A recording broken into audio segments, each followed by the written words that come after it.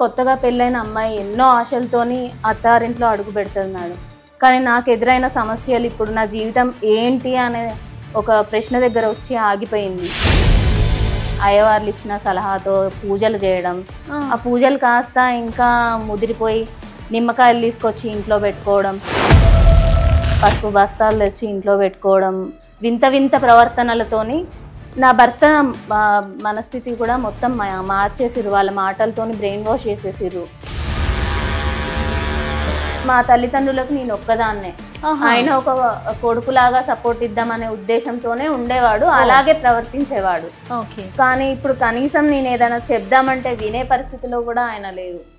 ఏమంటారు ఫైనల్ గా అతను? నాకు ఇష్టం లేదు, ఇంకా మన మధ్యలో మాట్లాడుకోవడానికి ఏం లేదు, నాకు వద్దు, నా ఫ్యామిలీని నాశనం చేసే ఫ్యామిలీ నుంచి నువ్వు వచ్చినావు, అలాంటప్పుడు నువ్వు నాకు వద్దు అని కరాఖండిగా చెప్పేస్తుంది. చూడలేను, నువ్వు ఉన్నావు కదా, నీ కళ్ళ ముంగట్టే అయింది అంతా. ఏం చేసిరండి మా నాన్న? నేను మీ ఊర్లో కూడా ఎంత ఎంక్వైరీ చేసిన, మిమ్మల్ని ఊర్లో నుంచి వెళ్ళేసిరంట. మొన్న మీ ఊర్లో అంతా ఎంక్వైరీ చేసిన నేను. మీ నాయన మంత్రాలు వేస్తాడంట, తాయెత్తులు కడతాడంట, అమాస పుణ్యాలకు పూజలు చేస్తాడంట, ఏది కథ? సరే, ఇప్పుడు మీరు ఇందాక మాట్లాడుతూ మనం డైవర్స్ తీసుకుందాము అని అన్నారు. ఏ గ్రౌండ్ మీద మీరు డైవర్స్ తీసుకోవాలనుకుంటున్నారు కొంచెం చెప్తారా? అంటే మీ ఆవిడ క్యారెక్టర్ మంచిది కాదా? వేరే దగ్గరికి తీసుకెళ్ళి కొంచెం మా పూజలు గీజలు చేసి హాస్పిటల్లో అడ్మిట్ చేస్తే ఓ 15-20 రోజుల తర్వాత పిల్లలకు తగ్గింది. మీరు కూడా మరి హాస్పిటల్కి వెళ్లకుండా వేరే పూజా దగ్గరికి ఎందుకు వెళ్ళారు సాయి? హాస్పిటల్లో 15 రోజుల్లో తగ్గిపోయింది అంటే హాస్పిటల్లో ఉన్న డాక్టర్లందరూ మంత్రగాళ్ళ జరిగింది, హాస్పిటల్కి వెళ్ళడం జరిగింది, రెండు జరిగింది. అవునండి, హాస్పిటల్లో ఉన్న డాక్టర్లందరూ మంత్రగాళ్ళ తగ్గించడానికి. ఒకటి చెప్పండి, మీకు నా మీద ప్రేమ లేదా? ప్రేమ లేకుండా నన్ను పెళ్లి చేసుకున్నారా? ఇప్పుడు ప్రేమ గీమ కాదు, మనం ఇద్దరం కలిసి ఉంటే మా ఫ్యామిలీకి ఏమైతుంది అన్న ఒక టెన్షన్ స్టార్ట్ అయింది.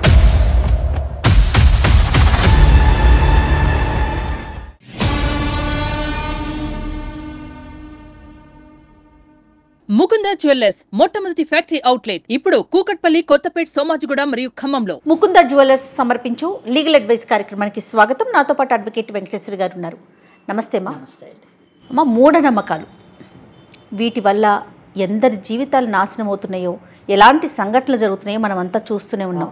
వాటితో పాటు వారి జీవితాలు కూడా ఇబ్బందులు పడుతున్నారు. అయితే ఇలాంటి మూఢనమ్మకాల వల్ల సమాజంలో ఒక భార్యాభర్త పడిన ఒక ఇబ్బంది ఈరోజు మన దాకా వచ్చారమ్మా. సిచ్యువేషన్ చేయి దాటిపోయింది. ఏం చేయాలో అర్థం కాక విజయలక్ష్మి అనే ఒక అమ్మాయి కరీంనగర్ నుంచి మనల్ని ఆశ్రయించింది. మన షూట్కి ముందే తనతో మాట్లాడాను, కొన్ని లీడ్స్ కూడా తీసుకున్నాను. సో ఈరోజు మీ ముందు ఉంచుతున్నాను, తన్ని మన స్టూడియోలో ఉంది. నమస్తే విజయలక్ష్మి. నమస్తే మేడం. ఓకే, అడ్వకేట్ వెంకటేశ్వరి గారు. నమస్తే మేడం. నీ గురించి నేను బ్రీఫ్గానే చెప్పాను, సో పూర్తి వివరాలు మీరే చెప్పాలి. తప్పకుండా మ్యామ్. నా పేరు విజయలక్ష్మి మేడం. మా పుట్టిల్లు వచ్చేసి నిజామాబాద్. అక్కడ 6 నెలల క్రితం నా పెళ్లి జరిగింది మేడం. అబ్బాయిది వచ్చేసి కరీంనగర్, ఆయన వచ్చేసి సేల్స్ పర్సన్, నేను హౌస్ వైఫ్ని. ఇప్పుడు మీరు ఎక్కడ ఉంటున్నారు? మేము కరీంనగర్లోనే ఉంటున్నాం మేడం. 6 months బ్యాక్ పెళ్ళయింది మేడం. ఓకే. మాది వచ్చేసి చాలా అంటే చెప్పుకోదగ్గంత ఉన్న వాళ్ళం కాదు. అలా అని ఇప్పుడు నేను తిరిగి వెళ్తే చూసుకునే అంత స్తోమత నా పేరెంట్స్కి లేదు మేడం. అసలు తిరిగి వెళ్ళిపోయే పరిస్థితి ఎందుకమ్మా? అక్కడ దాకా ఎందుకు ఆలోచిస్తున్నారు చెప్పండి. నాకు వచ్చిన సమస్య అట్లాంటిది మేడం. 6 నెలలు కూడా అవ్వక ముందుకే కొత్తగా పెళ్ళైన అమ్మాయి ఎన్నో ఆశలతోని అత్తారింట్లో అడుగు పెడుతుంది మేడం. కానీ నాకు ఎదురైన సమస్యలు ఇప్పుడు నా జీవితం ఏంటి అనే ఒక ప్రశ్న దగ్గర వచ్చి ఆగిపోయింది. ఏంటమ్మా సమస్యలు? మా అత్తగారు వాళ్ళు వచ్చేసి చాలా డివోషనల్ ఫ్యామిలీ మేడం. కాకపోతే అది చాలా డివోషన్ చాలా ఎక్కువైపోయి మూఢనమ్మకాల వైపు మళ్ళీపోయారు. వాళ్ళు అనారోగ్యం ఎక్కువ అవడంతో అయ్యవార్లు ఇచ్చిన సలహాతో పూజలు చేయడం, ఆ పూజలు కాస్త ఇంకా ముదిరిపోయి నిమ్మకాయలు తీసుకొచ్చి ఇంట్లో పెట్టుకోవడం, పసుపు బస్తాలు తెచ్చి ఇంట్లో పెట్టుకోవడం, వింత వింత ప్రవర్తనలతోని నా భర్త మనస్థితి కూడా మొత్తం మార్చేసిరు. వాళ్ళ మాటలతోని బ్రెయిన్ వాష్ చేసేసిరు. నా మీద ఇప్పుడు ఏ మాత్రం ప్రేమ లేదు ఆయనకి. అంటే మీరు చెప్పేది నిజానికి నాకు కొంచెం అర్థం కాలేదు. అంటే ఏంటంటే మీరు ఏమంటున్నారంటే వాళ్ళకి భక్తి పరులో చెప్పారు, అక్కడ మటుకు చాలా బాగుంది. కానీ అయ్యవారు చెప్పినటువంటి అంటే వాళ్ళకి ఆరోగ్యం బాగాలేదు అని కూడా చెప్పారు. సెకండ్ పాయింట్ ఆరోగ్యం బాగాలేకపోవడానికి కారణం ఎవరో చేతబడి ఈ బ్లాక్ మ్యాజిక్ లాంటివి చేయించారు అని చెప్పారు. ఎవరు చేతబడి చేయించుంటారని వాళ్ళ అనుమానము? దగ్గర వాళ్ళే చేయించారని చెప్పారు మేడం. వాళ్ళకి తెలుసు ఎవరు చేయించారు, ఎవరు చేయించారని పేరు తెలీదు, చెప్పిన వాళ్ళు పేరు చెప్పలేదు మేడం. కానీ మీకు దగ్గర వాళ్ళే చేయించారు, మీరు ఇట్లా అందరూ అనారోగ్య పాలవడానికి కారణం అదే అని చెప్తున్నారు. చెప్పారు. సరే, దానికి మీ సంసారానికి సంబంధం ఏంటి? మీ వారు ఎందుకు మీ పట్ల విముఖులయ్యారు? అంటే మేడం మా నాన్నవారు మా వైపు వచ్చేసి చిన్న స్టోరీ జరిగింది. అది చాలా ఏళ్ల క్రితం జరిగింది మేడం. అది కొంచెం బ్రీఫ్ గా చెప్తాను. చెప్పండి. మా నాన్నగారు అమ్మవారి ఉపాసకులు. ఆయనకు వేరే ఉద్దేశం ఏమి ఉండేది కాదు. కేవలం చిన్న పిల్లలకు జిష్టి అవి ఇవి మంత్రాలేసి ఇట్లా తాళ్ళు తాయెత్తులు కట్టేవారు. తన దగ్గరకు వస్తే ఊర్లో ఉన్నప్పుడు, మాది నిజామాబాద్ దగ్గర చిన్న పల్లెటూరు మేడం, వాళ్ళకి ఆ నమ్మకంతోనే అదంతా తగ్గిపోయేది. కానీ పడని వాళ్ళు అంతా ఊర్లో పడని వాళ్ళు ఉంటారు కదా మేడం, ఆయనని చాలా నెగిటివ్ గా ప్రచారం చేసి ఆయన ఏదో చేతబడులు చేస్తాడని, ఆయనకు మంత్రాలు వస్తాయని మా నాన్నగారిని రకరకాల నిందలు ఆయన మీద వేసేసరికి ఆ ఊర్లో ఇంకా ఉండకూడదు అని డిసైడ్ అయిపోయి ఆ ఊర్లో నుంచి వచ్చేసినాం. వచ్చేస్తే వాళ్ళు నోటి ప్రచారం ఏం జరిగిందంటే, అక్కడ ఉన్న వాళ్ళు వీళ్ళని ఊర్లో నుంచి తరిమేసిర్రు చేతబడులు చేస్తుంటే, మా నాన్న చేతబడులు చేస్తుంటే తరిమేశారు అనే ప్రచారం వచ్చేసింది. ఏం పని చేస్తుంటారు అసలు? బేసిక్ గా ఆయన ఏం చేస్తారు? ఆయన చిన్న వ్యాపారం చేస్తారు. Okay okay. సో ఇంకా ఆ ప్రచారం దుష్ప్రచారం రావడంతో వేరే ఊరికి వచ్చేసారు. నిజామాబాద్ దురదృష్టం ఏంటంటే హైందవ ధర్మాన్ని ఈ మూఢనమ్మకాలని మంత్రతంత్రాలని కలిపేసి ఒక కొత్త తంత్రాన్ని ప్రయోగించి వాళ్ళని ఊర్లు వదిలి వెళ్ళిపోయే పరిస్థితికి ప్రజలు తీసుకురావడం అదొక దురదృష్టకరమైన విషయం. వాళ్ళ అమాయకత్వానికి తార్కాణం. అంతే చూస్తూ ఉంటాం కదా ఊర్లలో ఇలా చేయటం. ఊర్లోనే కదా, మన ఇళ్లలో కూడా నిజం చెప్పాలంటే అంతే కదా. దిష్టి తీయండి అంటే ఉప్పు ఇలా తిప్పేసి తీయడం, అది ఇప్పటికి కూడా మనకు అదొక ఆచారంగా బయట వాళ్ళని నమ్మి అక్కడికి వెళ్ళి ఏదో దిష్టి తగిలిందనో చిన్న తాయి పెద్ద విషయం కాదు, పెద్ద విషయం. ఆ విషయాన్ని తీసుకొచ్చి ఇప్పుడు మా అత్తగారు వాళ్ళు నన్ను మా ఆయనని విడదీయాలని, అంటే నాన్న ఎక్కువ కట్నం తీసుకురాలేదు, వాళ్ళ కట్నం డబ్బు ఆశ కూడా ఇప్పుడు వచ్చేసింది మేడం. నన్ను వదిలించుకుంటే వేరే పెళ్లి చేస్తే డబ్బు కూడా కట్నంగా కూడా వస్తుంది అనేసి మా ఆయనకు ఉన్నవి లేనివి చెప్పారు. మధ్యలో ఒక పరిస్థితి ఏం జరిగిందంటే, మా బావ వాళ్ళ పిల్లలకి బాగాలేనప్పుడు మా నాన్నగారు ఒక సలహా ఇచ్చారు, ఇట్లా ఫలానా అమ్మవారి గుడి ఉంది, అక్కడికి వెళ్ళి పిల్లలకి తాయెత్తులు అవి కట్టిస్తే మంచి జరుగుతుంది, ఆరోగ్యంగా ఉంటారని చెప్పారు. అమ్మవారి గుడికి మేము ఫ్యామిలీ అందరము వెళ్ళాం మేడం. వెళ్ళినప్పుడు ఆ పిల్లలకి జ్వరం కాస్త ఏమైందంటే వెదర్ కండిషన్ వల్ల ఎక్కువైపోయింది. అప్పుడున్న వైరల్ ఫీవర్స్ కి నాకు జ్వరం వచ్చింది మేడం. ఇప్పుడు అలా అని అది మా నాన్నగారే చేశారంటే ఎట్లా, కన్న కూతురికి అయితే చెయ్యరు కదా. ఫ్యామిలీలో అందరికీ అలా జ్వరాలు వచ్చినాయి. కానీ వాళ్ళు మా అత్తగారు వాళ్ళు ఏం చేసిర్రు, దాన్ని కూడా మా నాన్నగారు చేసిన తప్పులాగా చూపించి ఈయన మన మీద కక్ష కట్టిండు, తీసుకెళ్లి పిల్లల్ని ఏదో చంపడానికే ఆ తాయెత్తులు కట్టించిండు అనే విధంగా అదొక గొడవ క్రియేట్ చేసి మా ఆయనకి నా మీద పూర్తిగా మనసు లేకుండా చేశారు మేడం. అంటే మనసు లేకుండా చేయడం అనేది ఎలా చేస్తుంటారు? అంటే మీరు కూడా వాళ్ళు ఏదో మంత్రతంత్రాలు చేసి మనసు లేకుండా చేశారని నమ్ముతున్నారా, లేకపోతే చెప్పుడు మాటలు చెప్పి మీ మీద అయిష్టత కలిగేటటువంటి విషయాలు చెప్పి అతనికి ప్రేమ లేకుండా చేశారంటారా? వాళ్ళు బలంగా ఆయన చెప్పారు మేడం, బ్రెయిన్ వాష్ చేశారు. ఆయన చాలా ప్రేమగా చూసుకున్నారు. నేను ఈ 6 నెలలు చూశాను కదా, ఈ 6 నెలల మా సంసార జీవితంలో ఆయన చాలా ఫ్రెండ్లీగా ఉండేవాడు, ప్రేమగా ఉండేవాడు. ఇంటికి వచ్చేవారు, మీ పుట్టింటికి వెళ్ళేవారు ఇద్దరు కూడా? ఇద్దరం కలిసి వెళ్ళే వాళ్ళం, వస్తుండే వాళ్ళం, అంతా బాగుండేది మేడం. అంటే చెప్పుడు మాటలు ఎంత తీవ్రంగా పనిచేస్తాయి కదండి. పనిచేస్తాయి. ఇంకోటి వాళ్ళకి మెయిన్ థింగ్ ఏంటంటే ఇక్కడ ఈ అమ్మాయిని నచ్చకపోవడం, వాళ్ళ నాన్నని ఒక వంకగా మాత్రమే చూపిస్తున్నారు తప్పితే వాళ్ళకి ఇప్పుడు కట్నం కావాలి అన్నది ప్రధానమైన అంశం ఇక్కడ. అది మనం గుర్తించాలి. ఇప్పుడు మా ఆయన నన్ను వద్దు అంటున్నారు, నన్ను వదిలేస్తా అంటున్నారు ఈ కారణాలన్నీ చూపించి. నేను మా పుట్టింటికి తిరిగి వెళ్ళలేను మేడం. నా పరిస్థితి ఏంటో ఎవరితో చెప్పుకోవాలో అర్థం కాక మిమ్మల్ని ఆశ్రయించిన, మీరే ఒక న్యాయం చేస్తారని నమ్ముతున్నా. తప్పకుండా నువ్వు పుట్టింటికి వెళ్లాల్సినటువంటి అవసరం లేదు. ఎప్పుడో అడపా తడపా మీ తల్లిదండ్రులు చూసుకోవడానికి వెళ్ళాలి పండగకి చెడుకి, కానీ అంతేగాని భర్తను వదిలి నువ్వు పుట్టింటికి వెళ్లాల్సిన అవసరం లేదు. అంత తప్పు నువ్వు చెప్పిన మాటలు బట్టి చూస్తే అంత తప్పు కూడా ఏమీ లేదు. ఇంకోటి మీ అత్తగారు మామగారు మీ భర్త కూడా వాళ్ళ యొక్క మూర్ఖత్వానికి మిమ్మల్ని బలి చేస్తూ ఉంటే ముఖ్యంగా సుమన్ టీవీ స్టార్ట్ చేసినటువంటి లీగల్ అడ్వైస్ ప్రోగ్రామ్ అందుకు ఒప్పుకోదు కూడా తప్పకుండా. అయితే కానీ మీరు చెప్పింది ఎంత మటుకు కరెక్ట్, అసలు మీ వలన ఏమైనా తప్పులు ఉన్నాయా అన్న విషయం కూడా మేము అవతల పార్టీ నుంచి కూడా కనుక్కొని తెలుసుకోవాల్సినటువంటి ఆవశ్యకత ఉంది. కాబట్టి మేడం మీరు కూడా ఆ దిశలోని వాళ్ళతో మాట్లాడితే ఒక అడ్వకేట్ గా మీరు నాకు ఇలాంటి ప్రశ్నలు వేస్తారని తెలిసే ముందుగానేనమ్మా మన టీం అంతా కూడా ఈ అమ్మాయి వాళ్ళ అత్త మామయ్య గారికి ఫోన్ చేసాం. ఓ వెరీ గుడ్. తను ఇట్లా వస్తోంది ఒక చిన్న ఉద్దేశంతో, అసలు ఏం జరుగుతోంది, ఒకసారి మీరు కూడా రండి స్టూడియోకి మాట్లాడదామంటే మాకు అవసరమే లేదు, మేమెందుకు రావాలి అన్నట్టుగా మాట్లాడారు. వాళ్ళు రావట్లేరు అంటేనే అర్థం ఏంటంటే వాళ్ళు మనం వేసేటటువంటి ప్రశ్నలకి వాళ్ళ దగ్గర సమాధానం ఉండదు. ఇప్పుడు మనం వాళ్ళని రమ్మని అన్నప్పుడు వాళ్ళు రావట్లేరు అని అంటే ఈ అమ్మాయి తరఫున ఎటువంటి తప్పు లేదు. తప్పు ఉంటే వాళ్ళు వచ్చి చెప్పగలరు, ఇదో ఈ అమ్మాయి ఈ పని చేసింది, అందుకే మేము ఈ అమ్మాయి మాకు వద్దు అని అనుకుంటున్నామని చెప్పగలగాలి. కానీ వాళ్ళు రావడానికే నిరాకరించారు అంటే వాళ్ళ దగ్గర సరైనటువంటి సమాధానం లేదు అని కన్క్లూషన్కి మనం రావచ్చు చట్టపరంగా. అయితే ఒకటి భర్తతోని ఇక్కడ ప్రధానమైనటువంటి వ్యక్తి భర్త కాబట్టి ఇప్పుడు అత్తమామకు నచ్చకపోయినా సమ్ కేసెస్లోని భర్తకి నచ్చుతుంది. కానీ భర్త కూడా వద్దంటున్నాడు అంటే ఎందుకు వద్దంటున్నాడు అన్న విషయం మనం మాట్లాడాలి. ఒకవేళ అతను కూడా చెప్పుడు మాటలకు లోనైతే మాత్రం సరిదిద్దాల్సినటువంటి బాధ్యత ఈ కార్యక్రమానికి ఉంది. అత్తయ్య మావయ్య మీతో ఎలా ఉండేవారు అంటే ఈ ఒక్క విషయాన్ని పక్కన పెడితే ఇక్కడ భర్త అనేటటువంటి వ్యక్తి చెప్పుడు మాటలకు లోనయ్యేటటువంటి కొంచెం వీక్ పర్సనాలిటీ. అవును, ఎందుకంటే 6 నెలలు బాగా చూసుకున్నాడు అంటే తల్లిదండ్రులు తప్పకుండా సపోర్ట్ చేసి ఉండాలి. ఇప్పుడు తల్లిదండ్రులు చెప్తున్నారు కాబట్టి వ్యతిరేకంగా చెప్తున్నారు కాబట్టి వద్దు అని అంటున్నాడు.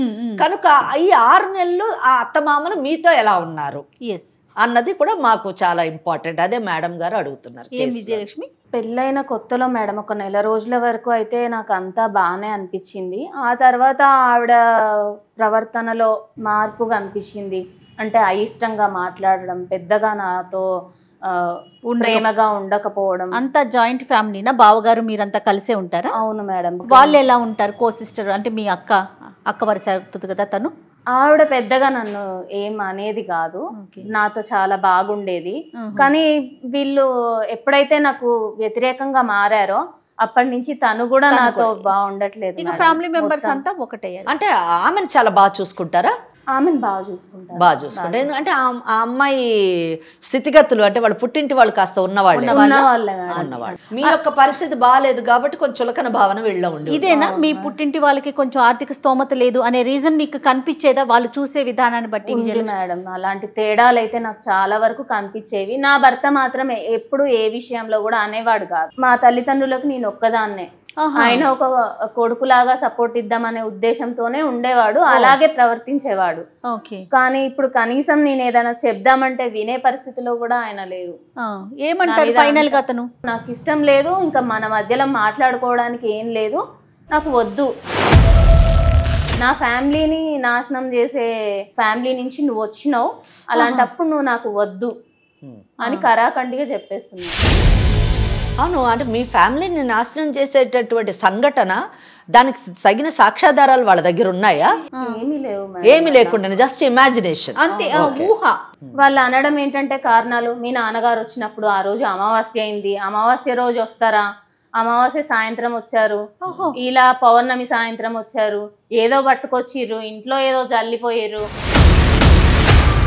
ఆ రకమైన మాటలన్నీ మాట్లాడుతున్నారు మేడం. ఏదో ఒక కారణాలు చూపెట్టడానికి. ఇట్లాంటివన్నీ చూసి మా ఆయన కూడా నిజమే కదా, మీ నాన్న అప్పుడు వచ్చినప్పుడు అమావాస్య కదా, ఎప్పుడు అమావాస్య పౌర్ణమిని చూసుకొని ఎట్లా వస్తాడు, అదే ఎవరైనా అట్లా చేస్తామని ఎందుకు అనుకుంటారు మేడం? ఇక్కడ ఒకటి జయ, కొడుక్కేమో మన కుటుంబాన్ని నాశనం చేయడానికి కుటుంబము కంకణం కట్టుకుంది అని చెప్తున్నారు. అంటే అతని మనసు విరగొట్టడానికి. కానీ వాళ్ళకి ఇన్నర్గా ఇంటెన్షన్ కారణం ఏంటంటే ఈ అమ్మాయి ఒక మంచి స్థితిగతులు ఉన్నటువంటి కుటుంబం నుంచి రాలేదు, వాళ్ళకి కావలసినటువంటి వరకట్నము, కావలసినటువంటి డిమాండ్స్ ఫుల్ఫిల్ ఈమెతో కాదు, ఈమెను ఎలాగనో వదిలించి ఇంకో పెళ్లి కొడుక్కి చెయ్యాలి అనేటువంటి ఆలోచన. ఆ విషయాన్ని కొడుక్కి చెప్పకుండా దీన్ని చూపిస్తూ అతని మనసు విరగొట్టడానికి ట్రై ఈ సాకుని చూపిస్తుంది. చాలా బలమైన కారణాన్ని చూపిస్తున్నారు కదా. అంతే. విజయలక్ష్మి, ఏం చేద్దామమ్మా? మీరు ఏం ఎక్స్పెక్ట్ చేస్తా ఉన్నారు? నా భర్తని ఒక దారిలో పెట్టి నా సంసారాన్ని బాగు చేయమని మిమ్మల్ని వేడుకుంటున్నా మేడం. తప్పకుండా అమ్మా, మీ భర్తతోని మాట్లాడదాము, మాట్లాడి అతనిలో ఉన్నటువంటి అనుమానాలన్నింటినీ కూడా నివృత్తి చేసి నీ జీవితాన్ని చక్కగా చేయడానికి, బాగు చేయడానికి మా వంతు ప్రయత్నం మేము చేస్తామమ్మా, తప్పకుండా. మీరు స్టూడియో దాకా వచ్చినట్టు మీ హస్బెండ్కి చెప్పారా? ఎవరికి చెప్పలేదు కదా. ఇక్కడ ఉన్నట్టుగా కాకుండా క్యాజువల్ గా మీరు ఎప్పుడు మాట్లాడేటట్టుగా మాట్లాడండి. ఎందుకు అప్పుడు అతను ఎలా మాట్లాడతాడో మాకు కూడా అర్థమవుతుంది. సరే, మరి కాల్ చేయమంటారా? తప్పకుండా అండి, చేయండి. రైట్. హలో హలో సాయి, మీరు ఎక్కడున్నారు? నేను బయట నువ్వేడున్నావు? మీరు ఇంట్లో నుంచి వెళ్ళిపోమన్నారు కదండి, ఏదో వెళ్ళిపోమనంటే మీరు చేసే పనులు, మీరు మీ నాయన చేసిన పనులు ఏమైనా గుర్తున్నా నీకు? ఆయన ఏం చేశారండి? మీరు తప్పు ఒప్పు ఏది ఉందని ఏం తెలుసుకోకుండా ఇట్లా నిందలు వేయొద్దు. ఎవరో చెప్పిన మాటలు పట్టుకొని మన సంసారాన్ని ఎందుకండి ఇట్లా చేస్తున్నారు? ఎవరో చెప్పిన మాటలు కాదు, జరిగింది కాబట్టి ఏం చేసినట్లా. జరిగిన విషయాల్లో దేనికైనా మీ దగ్గర ఒక ప్రూఫ్ అనేది ఉందా? ఒక మాట అనే ముందు ఆలోచించాలి కదా. ఏమేమైంది నీకు తెలియదా? నీ కళ్ళ ముంగంటే జరిగింది అంతా. మీరు ఒకసారి చెప్పండి మీ ఉద్దేశం ఏంటో. ఉద్దేశం ఏం లేదు, నాకు డైవర్స్ కావాలంతే, ఇంకా డిస్కషన్ ఏమవుతుంది. నువ్వు ఇంకా ఊకొక ఫోన్లు చేయకు, నాకు అర్థమైందా? మీరు ఒక్కరే నిర్ణయించుకుంటారా అండి డివోర్స్ అనేది? నేను ఇప్పుడు ఎక్కడికని పోతానన్ను మీరు ఇట్లా అర్ధాంతరంగా నువ్వు వెళ్ళిపో అని అంటే నేను ఎక్కడికని పోతానా? జీవితం ఏంటి? ఇట్లా జీవితాలు చేసే ముందు మీ ఆయనకి వెళ్ళాలి. మరి నా బిడ్డ మంచిగా ఉండాలన్నప్పుడు ఇసంటి పనులన్నీ మంత్రాలు గింత్రాలన్నీ పనులు చేయొద్దు. మరి అది మీ నాయనకు తెలియదా? మరి మీరు చూసిర్రా మా నాన్న అట్లాంటివి చేయడం? చూడలేను, నువ్వు ఉన్నావు కదా, నీ కళ్ళ ముంగట్టే అయింది అంతా. ఏం చేసిరండి మా నాన్న? నేను మీ ఊర్లో కూడా ఎంత ఎంక్వైరీ చేసిన, మిమ్మల్ని ఊర్లో నుంచి వెళ్ళేసిరంట. అవన్నీ చెప్పుడు మాటలండి, వెలేసిందంటూ ఏం లేదు. అక్కడ జరిగిన గొడవలకి మా నాన్ననే మనసు బాలేక వద్దు అని చెప్పేసి దూరంగా ఉందామని వచ్చేసినాం అంతే. ఎవరండి వెళ్ళగొట్టింది? ఎవరు ఏది చెప్పినా మీరు అది నమ్మేస్తారా? ఒకటి చెప్పండి, మీకు నా మీద ప్రేమ లేదా? ప్రేమ లేకుండా నన్ను పెళ్లి చేసుకున్నారా? ఇప్పుడు ప్రేమ గీమ కాదు, మనం ఇద్దరం కలిసి ఉంటే మా ఫ్యామిలీకి ఏమైతుంది అన్న ఒక టెన్షన్ స్టార్ట్ అయింది. మా అన్న పిల్లలు ఎట్లా చూసినావు కదా, మరి మైండ్ పని చేయలేదు. మీ ఫ్యామిలీ అంటున్నారు, మరి నేనెవరండి? నేను మీ ఫ్యామిలీ కాదా? అది నా ఫ్యామిలీ కాదా? మీ నాయన పనులు చేసినప్పుడు తెలియాలి. మరి అది కాదు సాయి, ఈ రోజులలో కూడా ఇట్లాంటి మూఢనమ్మకాలన్నీ ఏంటి, చేతబడులు అది ఇది అని మాట్లాడుతున్నారు మీరు. అవన్నీ చదువుకున్న వాళ్ళు నమ్మే విషయాలా చెప్పండి? కాస్తైనా ఆలోచించండి. అసలు నువ్వు మూఢనమ్మకాలు అన్ని మాట్లాడుతున్నావు. మీ నాయన ఎప్పుడు మన ఇంటికి వచ్చినా ఎప్పుడు వస్తాడు? వస్తే అమాసకు వస్తాడు, లేకపోతే పౌర్ణమికి వస్తాడు. ఇదేంటి పద్ధతి? మీ నాయన వచ్చిపోయిన ప్రతిసారి ఇంట్లో ఎవరో ఒకరు బీమార్ పడతారు. మొన్న మీ ఊర్లో అంతా ఎంక్వైరీ చేసిన నేను, మీ నాయన మంత్రాలు వేస్తాడంట, తాయెత్తులు కడతాడంట, అమాస పుణ్యాలకు పూజలు చేస్తాడంట. ఏది కథ? దాంట్లో తప్పేముందండి? అది ఆయన అమ్మవారు ఉపాసకుడు. ఆరోగ్యం బాగాలేదని వచ్చిన పిల్లలకి ఏదో బొట్టు పెట్టి పంపిస్తారు, దాంట్లో తప్పేముంది? మీరు దానికి చేతబడులు అని అంత పెద్ద విషయాలు, అంత పెద్ద నిందలు వేయద్దు. ఇప్పుడు ఇది అంత తప్పు కాదంటే ఊర్లో నుంచి ఎందుకు వెళ్ళేస్తారు? మరి ఎవరు వెలేయలేదు మమ్మల్ని. ఒకటి మీరు జాగ్రత్త మాట్లాడిన, ఎవరు వెలేయలేదు మా నాన్నని. మీరు తెలుసుకొని మాట్లాడాలి ఏదైనా. అక్కడ జరిగిన గొడవలకి మా నాన్నకి మనసు విరిగిపోయి నచ్చక అక్కడి నుంచి వచ్చేసినాం. నేను ఇప్పుడే ఊరు పెద్దలకు ఫోన్ కలుపుతా, వాళ్ళు ఏం చెప్తారు ఇంటవాను. మీరు అట్లా ఎవరు ఏ నిందలేసినా ఎట్లా నమ్ముతారా అండి? అన్ని నేను కళ్ళ ముంగట అన్ని జరిగినాయి కాబట్టి నేను చెప్తున్నా, నాకు వద్దు ఈ పంచాయతీ వద్దు, నాకు నువ్వు వద్దు, మీ నాయన వద్దు, నాకు ఎవ్వరు వద్దు, నాకు డైవర్స్ ఇచ్చేసి నా లైఫ్ నేను చూసుకుంటా. అర్థమవుతుందా నీకు? మీకు మా ఫ్యామిలీ గురించి, నా గురించి అన్ని విషయాలు తెలిసి ఇష్టపడి పెళ్లి చేసుకున్నారు. ఇన్ని రోజులు లేని సమస్య ఇప్పుడు ఎందుకు వచ్చింది? కేవలం మీ అమ్మ నాన్న మాటలు పట్టుకొని మీరు ఇట్లా మాట్లాడుతున్నారు. వాళ్ళకి వేరే ఉద్దేశం ఏం లేదు. నేనేం డబ్బులు తీసుకురాలే, కట్నం తీసుకురాలే అనే తప్ప.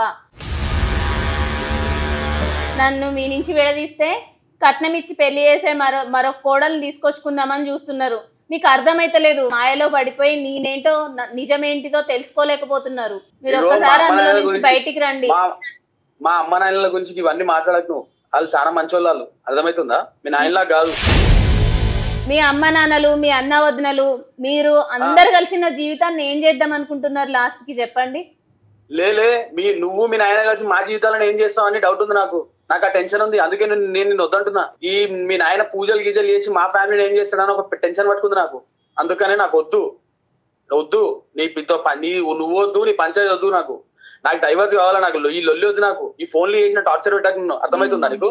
మీరు అందరూ ఇలాంటి నిర్ణయానికి వచ్చారు కాబట్టి నేను ఇక్కడ సుమన్ టీవీకి వచ్చాను. లాయర్ మేడం ఉన్నారు, ఒకసారి లాయర్ గారితో మాట్లాడండి. మీరు నేను ఎవరితో మాట్లాడా, నాకు ఈ అంత వద్దు. నేను లాయర్ తో మాట్లాడేది ఎవరు మాట్లాడే కోర్టులో మాట్లాడతా. నువ్వు మాట్లాడాలి. మాట్లాడను అంటే కుదరదండి సాయి గారు. ఇక్కడ నేను జయానండి, సుమన్ టీవీ లీగల్ అడ్వైజ్ అనే ప్రోగ్రామ్కి వచ్చారు. మీ భార్య విజయలక్ష్మి, నాతో పాటు అడ్వకేట్ వెంకటేశ్వరి గారు ఉన్నారు. చెప్పండి. విజయలక్ష్మి గారు మీ భార్య మీ గురించి చెప్తూ చాలా డివోషనల్ పర్సన్స్ అని కూడా చెప్పారు. నాకు ఒక చిన్న డౌట్ ఉంది సాయి. హిందూ ధర్మంలోని అమ్మవారు అనేటటువంటి దేవతని మనం పూజిస్తామా? పూజిస్తామండి, మేము కూడా పూజిస్తాం. ఓకే. ఇప్పుడు విజయలక్ష్మి గారి తండ్రి అంటే మీ పెళ్లి కాకముందు ఏ ఆలయంలో ఉండేవారు? ఏదో అమ్మవారి ఆలయంలో ఉన్నారని చెప్పింది. అమ్మవారి ఆలయంలో ఉన్నారు. Very good. సరే, ఇప్పుడు మీరు ఇందాక మాట్లాడుతూ మనం డైవర్స్ తీసుకుందాము అని అన్నారు. ఏ గ్రౌండ్ మీద మీరు డైవర్స్ తీసుకోవాలనుకుంటున్నారు కొంచెం చెప్తారా? అంటే మీ ఆవిడ క్యారెక్టర్ మంచిది కాదా, లేకపోతే ఆమె గయ్యాలిదా, లేకపోతే మీ మీద ఏమన్నా ఆమె కొట్టడం కానీ తిట్టడం కానీ ఇటువంటి పనులు చేసిందా? ఏ కారణం మీద మీరు విడాకులు తీసుకోవాలనుకుంటున్నారు? మీకు విడాకులు వస్తాయి అనే నమ్మకం దేని మీద కలిగిందో చెప్పండి. ఊర్లో పూజలు గిజలు చేస్తాడు, మంత్రాలు గింత్రాలు చేస్తాడు ఆయన. Okay okay. ఇది దీని వల్ల ఆయన ఇంటికి వచ్చిన ప్రతిసారి మా ఇంట్లో ఎవరో ఒకరు బీమార్ అవుతున్నారు. ఏం బీమార్ అవుతున్నారు? ఈ జ్వరాలు వచ్చుడు, ఫీవర్లు వచ్చుడు. మెడికల్ రిపోర్ట్స్ ఉన్నాయా సాయి? మెడికల్ రిపోర్ట్స్ అంటే ఇప్పుడు ఇంటికాడ ఫీవర్ వస్తే హాస్పిటల్ పోతాం, హాస్పిటల్కి వస్తాం కదా. సాయి విను, ప్రిస్క్రిప్షన్ మెడికల్ రిపోర్ట్స్ ఏదో ఒక రూపంలో ఉంటాయి. అందులోని వీళ్ళ నాన్నగారు అంటే మీ మామగారు పూజలు చేయడం వల్ల, చేతబడుల వల్ల వీళ్ళకి జ్వరాలు వచ్చాయని ఎక్కడన్నా ఏదన్నా రికార్డు ఉందా అమ్మా? ఒకసారి వచ్చిండు మేడం ఇంటికి. వచ్చిన రోజు పిల్లలు మా అన్న పిల్లలు ఇద్దరు కొంచెం బీమార్ అయినట్టు అనిపిస్తే ఆయన ఏమన్నాడంటే, ఇట్లా గుడికి పోదాము, ఒక తాయెత్తు కట్టిస్తా నేను, కడితే సెట్ అయిపోతారని చెప్పి గుడికి తీసుకొని పోయాడు. ఏ గుడికి తీసుకెళ్లారు? అమ్మవారి గుడికి తీసుకొని. అమ్మవారి గుడికి మీరు కూడా వెళ్తుంటారు కదా అప్పుడప్పుడు?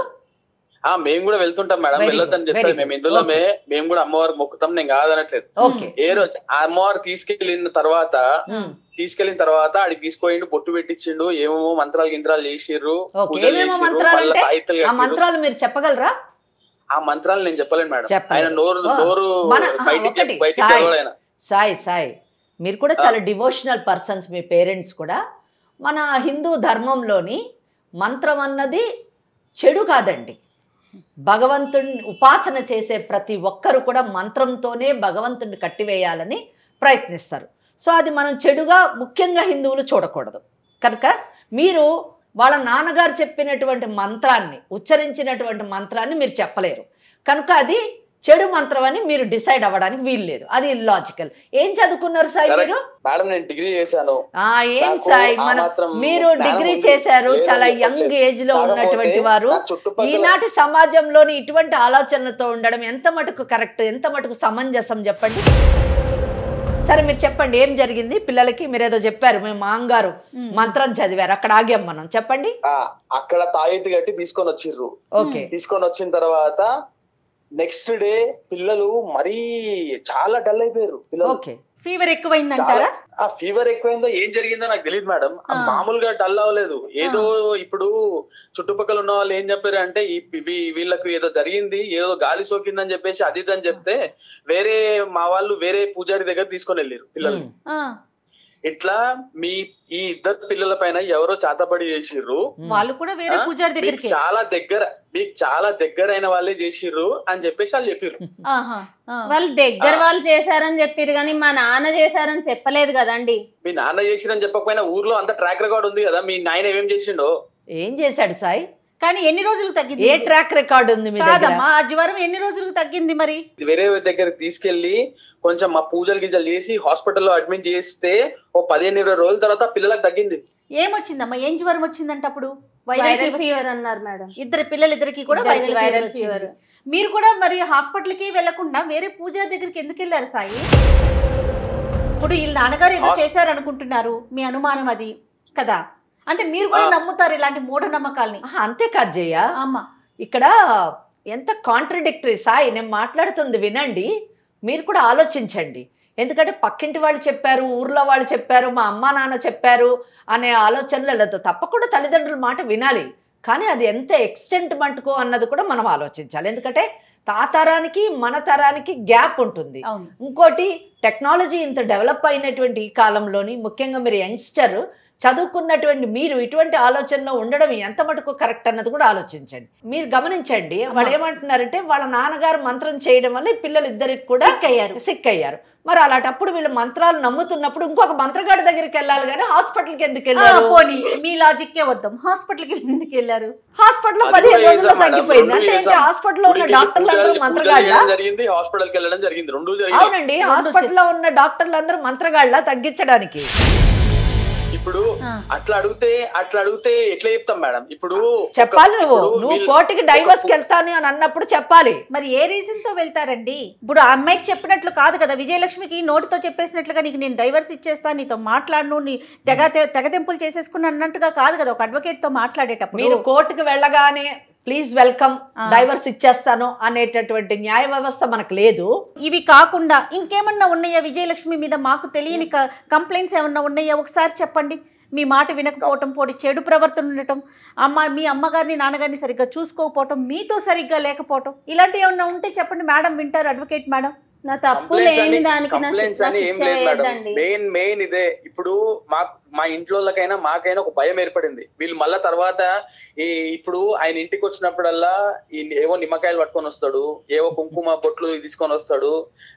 ఆయన వచ్చి పోయిన ప్రతిసారి ఏదో ఒకటి జరుగుతుంది ఇంట్లో. ఏదో నిమ్మకాయలు మా నాన్నగారు తేలేదండి, మీ అమ్మ వాళ్ళు బయటకెళ్ళి ఎవరో పూజారిని ఎవరినో కలిసారు కదా, ఆయన ఇచ్చిన నిమ్మకాయలు తీసుకొచ్చి దర్వాజాలకు కుచ్చి వేయడం, పెద్ద పెద్ద కొబ్బరికాయలు తీసుకొచ్చి కట్టారు మేడం. అసలు కాదమ్మా, నాన్నగారు కుంకుమ అది తీసుకొస్తారా?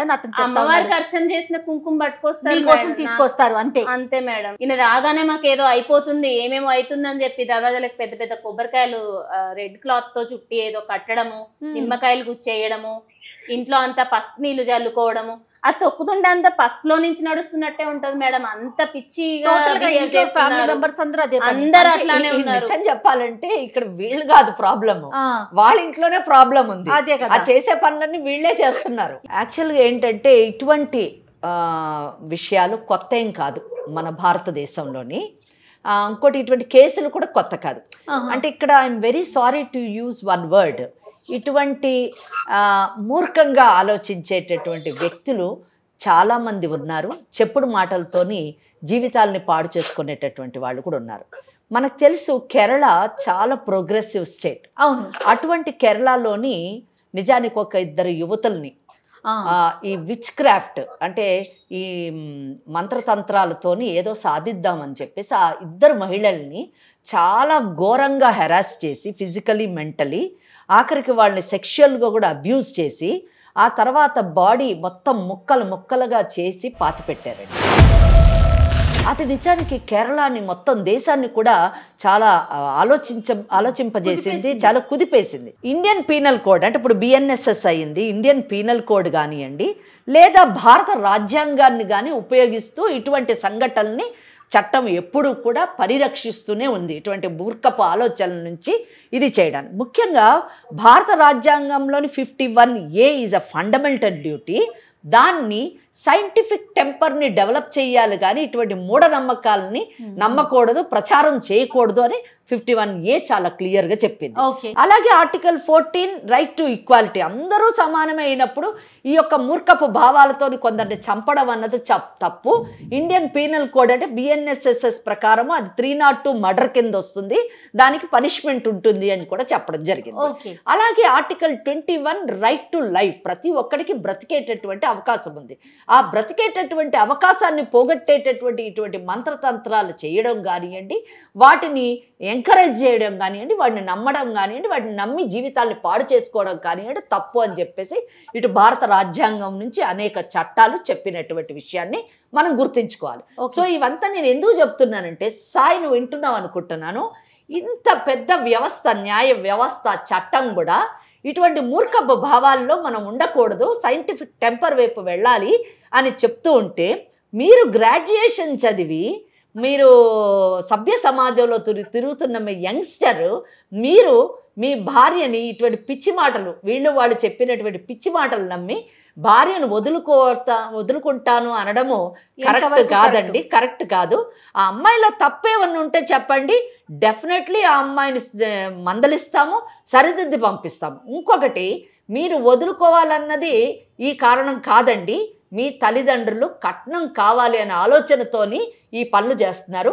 ఒకవేళ అటువంటి ఆలోచనతో కానీ ఈ అమ్మాయిని బయటకు పంపించాలని కానివ్వండి, లేదా ఈ అమ్మాయి పట్ల ఏదన్నా హెరాస్మెంట్ కానీ చేస్తే బిఎన్ఎస్ఎస్ అంటే పాత చట్టం మీకు తెలిసి ఉంటుంది 498A.